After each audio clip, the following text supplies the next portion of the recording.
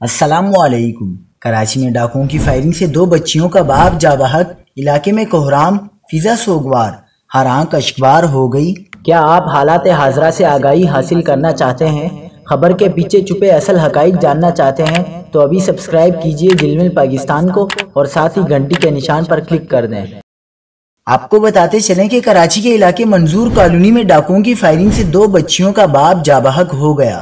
علاقہ مکینوں کا کہنا ہے کہ مقتول عدیل علاقے میں برگر کا ٹھیلا لگاتا تھا۔ پولیس کے مطابق منظور کالونی میں 24 سالہ عدیل ٹھیلا بند کر کے واپس آ رہا تھا کہ ڈاکوؤں نے مزاحمت پر اسے قتل کر دیا۔ علاقہ مکینوں نے بتایا ہے کہ ڈاکو گلی میں لوٹ مار کر رہے تھے۔ عدیل موقع پر پہنچا تو ڈاکوؤں نے اسلحے کے زور پر اسے روکا۔ ملزمان نے لوٹ مار کے بعد عدیل کو گولیاں ماری اور اندھادھند فائرنگ کرتے ہوئے فرار ہو گئے۔ علاقے میں روز لوگوں کا لٹنا معمول بن گیا ہے۔ علاقہ مکینوں کا کہنا ہے کہ S H O Baloch colony fail ہو گئے ہیں۔